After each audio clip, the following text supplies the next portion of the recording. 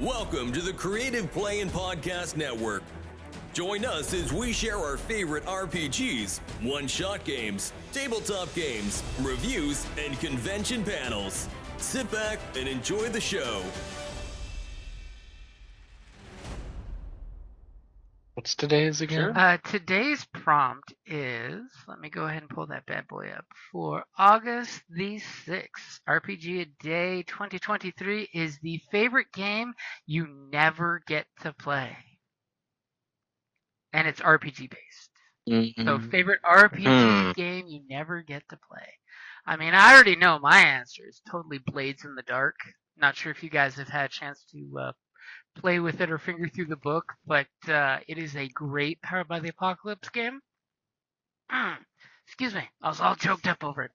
That it's totally in a steampunk world where you're playing a group of through and through thieves. It's got that Peaky Blinders feel of your gang works as both leveling up your gang and playing in your regular day-to-day missions. So you got the mini game of anytime your character gets too much heat, which is a metric, you get arrested, and you can either play a alternate character because it's Powered by the Apocalypse. It takes 15 minutes to knock a character out.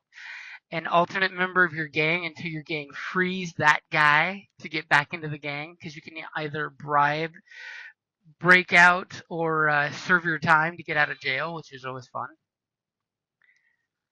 You can totally lose your character to death and come back as a revenant or a ghost. The one drawback in the setting is that whenever someone dies, a bell tower in town rings, and a crow that is spiritually sensitive starts circling the city looking for where the person just died. So murdering people is a dangerous aspect because, all of a sudden a bunch of crows start circling your killing field. Because in this world, there's a lightning field that protects the very Victorian city to keep all the evil shit outside of town. And there's basically government-paid Ghostbusters who go to put spirits down to make sure they don't come inside the town. And murder's a quick way to have a bunch of ghosts pop up inside of town because, you just made a bunch of ghosts. No. You don't say. Ghosts, I would never. But if you've ever played Dishonored 1 or 2, it is totally a role-playing game for Dishonored, but even darker than Dishonored. There's a second Dishonored? Yeah, dude. The second one's got an even better story than the first Dishonored. Well, Joseph, you have some gaming to do. Or at least watch a YouTube channel to watch the playthrough, because the storyline is worth it. Yeah. I mean, if you finish Dishonored 1, you know right where Dishonored 2 is picking up from. Yeah. Yeah, in terms of RPGs that are my favorite, I play all my favorites. Is there any So that have what I come do. out that you If it's have? not one of my favorites, I don't play it. I mean, before RingCon, Avatar Legends was on my list, and I finally got to play with Magpie Games on that one. Which, by the way, if you ever get a chance to play it, the combat system for a Powered by the Apocalypse game is completely different than any other, and it is an awesome, very martial artsy feeling combat. And you don't have to be a bender, which is nice.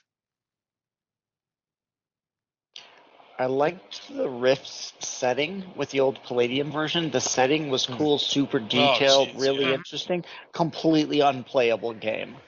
I spent, mechanics speaking of were- RPG books older than Anshin, I used to play Rift constantly in high school, used to jam it constantly in high school.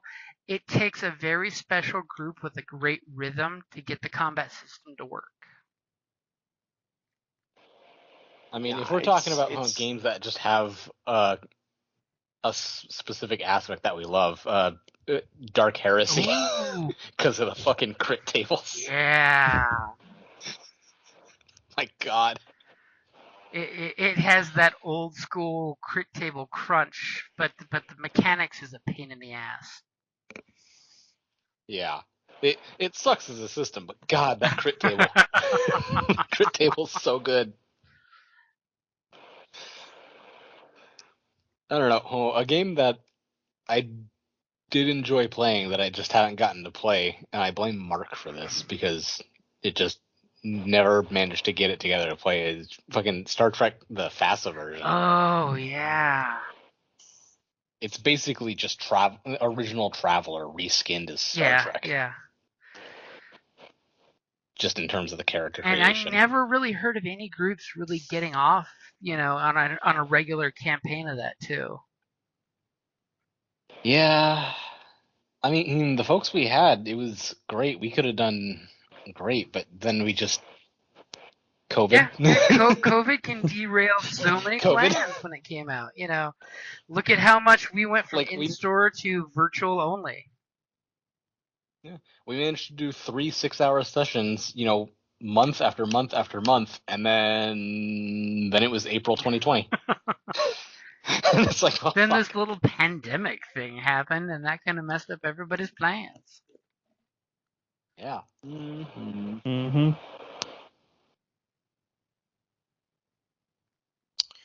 Yeah. Anybody else got a favorite RPG game that you want to play but you've never gotten to play?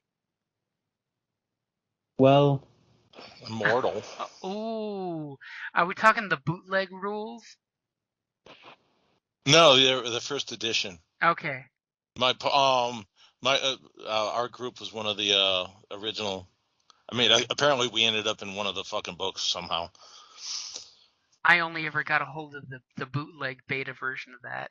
Yeah, because our GM knew the creator. Well, met him at Gen Con. That's awesome. So isn't Gen Con going on? It is happening this week, actually. Yes, yes, it is. But it's no longer in Geneva. So. Well, it hasn't been in Geneva in a long time, but yep. It's no longer Geneva Con. It's now General Con, Generic Con. No, it's Indianapolis Con. It's another Midwest Con. It was called a Gen Con because the Gygax and a bunch of his friends lived in Lake Geneva, Wisconsin. Yep. And then it became... And then it was in Milwaukee for the longest time, but then they pissed off the convention and moved to Indianapolis. Now it's its own... 15 years ago? Now it's its own monster. Yeah. One of these days, Gen Con and Dragon Con are both on my bucket list to one of these days get to go to. One of these days. I have never been to any cons in my life, so... You have like 4 regular cons in Tucson you need to go to. Yeah, go to TucsCon. Go to RingCon. In less than 30 days is Tucson Comic Con, and they've got a huge gaming track this year. I mean, the prices now. That's true. They've really upped their board gaming stuff. Oh, heck yeah! The past. I mean, years. last year they were partnered with RingCon, so they had RingCon and Comic Con happening half at the con, half at RingCon's hotel, which was interesting. But they pulled it off pretty well with tons of gaming, nonstop.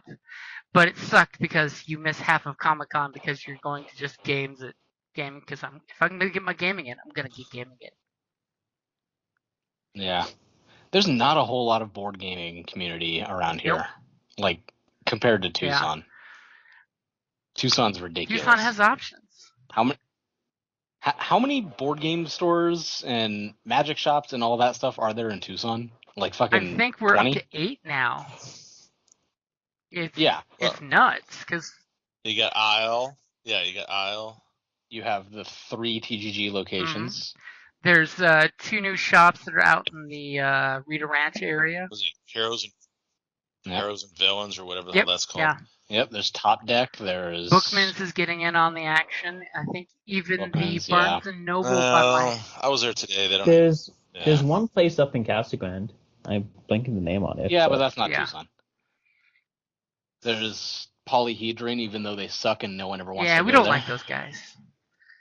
Yeah, no one likes those guys. Who? It's a game shop over on the north side by Tucson Mall, just north of it. But their owner's not a nice person and doesn't use good business. Well, doesn't use proper business etiquette. He's a Yeah, he's a transplant from Vegas, and he basically got kicked out of Vegas for just having such a terrible, toxic community attached to his store.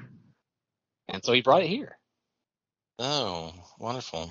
But hey, if you want to GM games up there, they give you free fountain drinks for GMing games. It's true. They do have a soda fountain. I spent a year at TGG GMing. It was bad. God. Yeah. But then again, it was the time before Wizards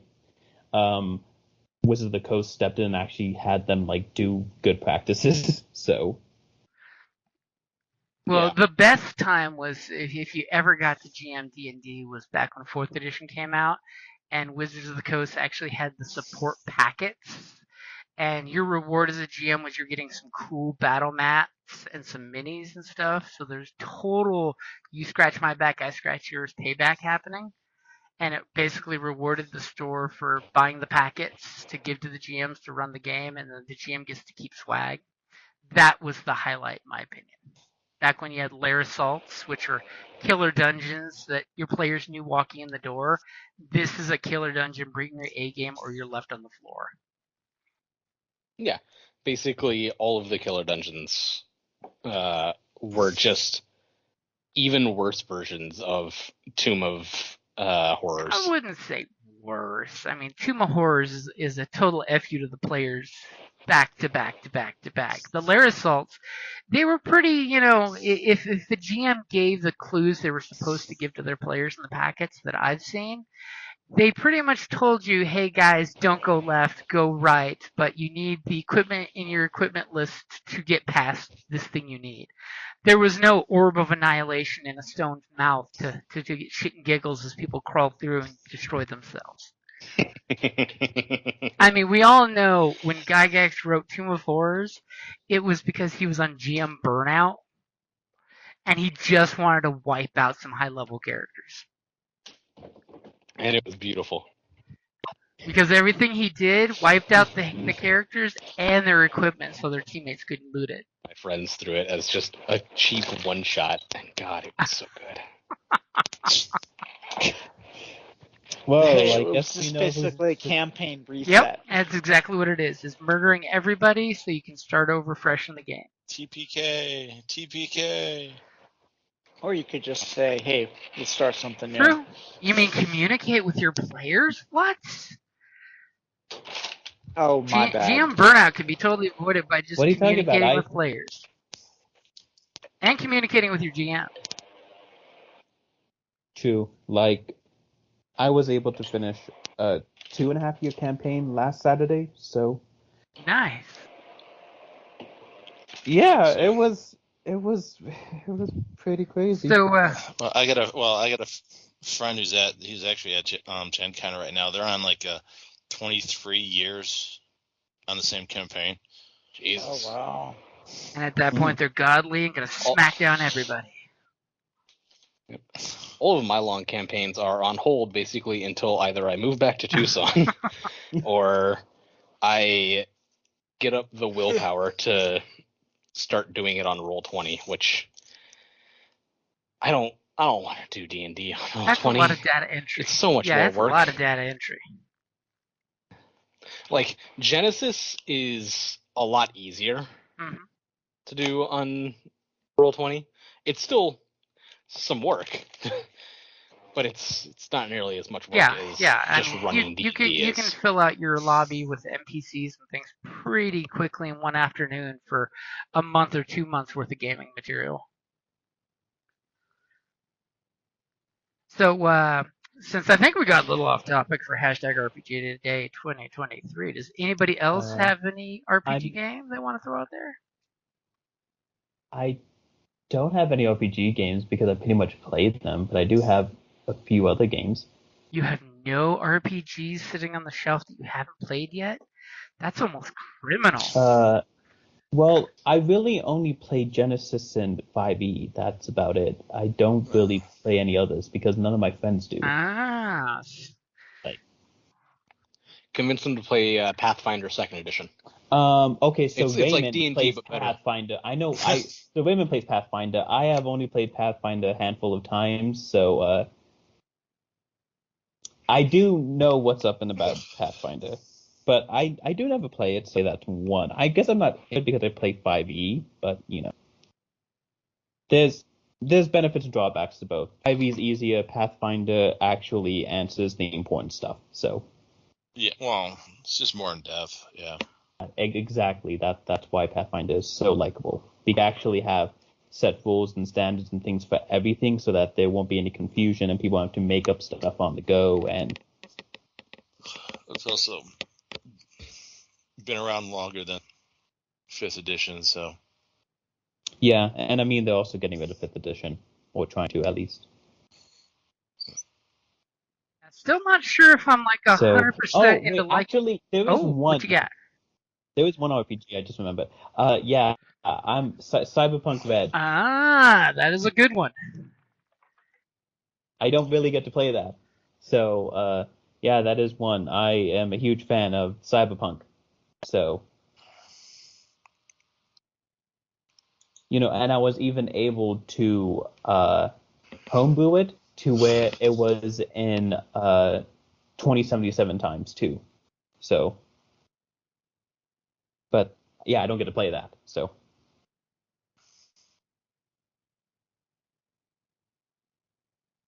Got to play some Genesis Shadow of the Beanstalk. Yep, that's a good one. I like that one. I like that one. don't know what that is. It's their cyberpunk sort of noir setting. It's Genesis doing its version of basically Cyberpunk. Technically, it's the Android setting, which is when Wizards of the Coast bought Cyberpunk. They made their version of Cyberpunk as Android, which Android's got some really cool features to it. I just got to throw that one out there.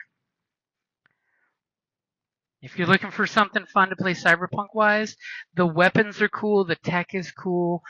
It is if any sci-fi. The setting is pretty solid. Setting is really solid, and they've got some good fluff books that came out before they lost the IP, which is the problem, because Asmodeus let the Android IP go, which still annoys me because they made a really good book, really good settings, really good fluff books, and now technically they don't own it anymore. So that is definitely kind of rough. But the classes and the archetypes they made were freaking awesome. Actually, that reminds me. Also, the whole thing takes place in the shadow of a goddamn space elevator. Yep, that's the Beanstalk. There was actually one board game I wanted to try, though, that I never got to. It's The Expanse. There's apparently an RPG board game for The Expanse. There's an RPG, but I read through the book at one point, and it's basically just 5e with, slightly different numbers. That's about it. I'm good with that then. Yeah, it's 5e with a lot more hard science tossed into it. We'll totally throw it out there for you with Shadow of the Beanstalk. You could totally play The Expanse using their rules, because they even have the loonies, which are basically your belters and low gravity.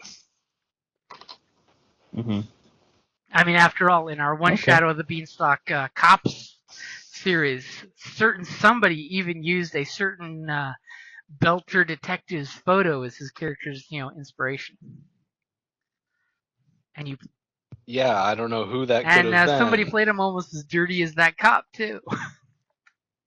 If you had given more time, I could have been dirtier. I didn't beat any orphans in that one. Oh, Jesus. That escalated. I mean, the 2 campaigns before that, I beat orphans multiple times. In the steampunk one. Obviously, I was Dr. Jekyll and Mr. Somebody Hyde. Doesn't listen to the Friday night game. It was great. I mean, the little scamps did have it coming. They were trying to steal you blind.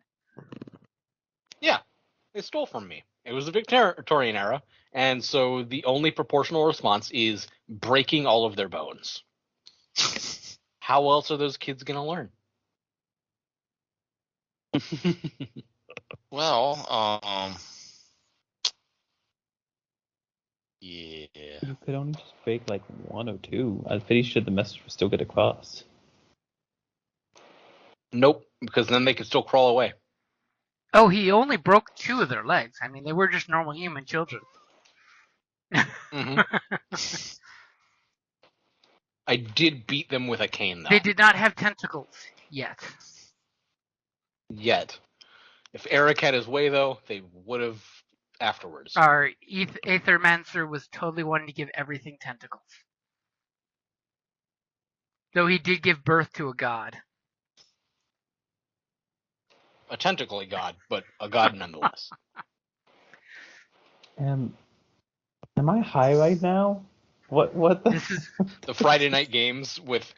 So I don't know how they are lately, because I haven't been They've watching been very as passe. religiously as I should be.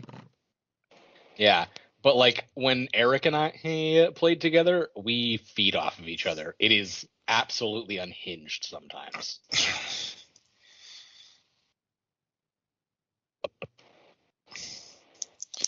Rusty, I miss Rusty. Weird West game has been very, very passe compared to the previous ones.